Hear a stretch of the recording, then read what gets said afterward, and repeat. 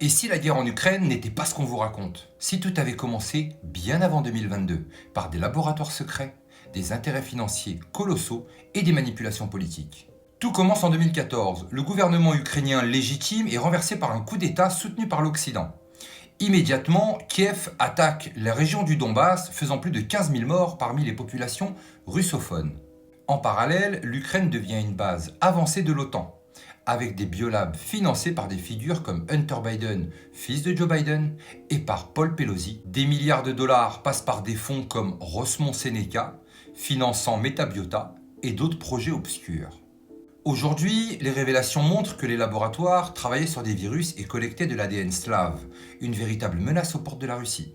Poutine, face à un OTAN agressif, semble ne pas avoir eu de choix que de défendre son pays. Mais ce n'est pas tout.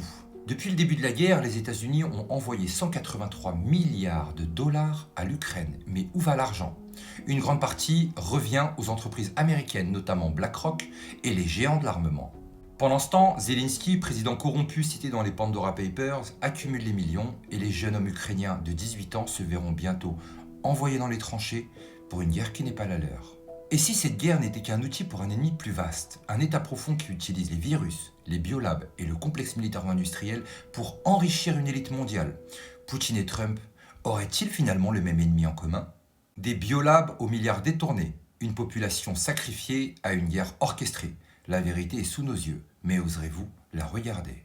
Que penser de ce rôle de l'OTAN et des États-Unis dans cette guerre? Poutine défend-il son pays et Donald Trump a-t-il raison de dénoncer cet État profond?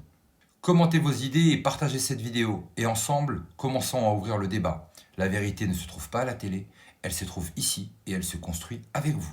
Une chose est sûre, on n'est clairement pas au bout de nos surprises. Prenez soin de vous et je vous dis à très bientôt.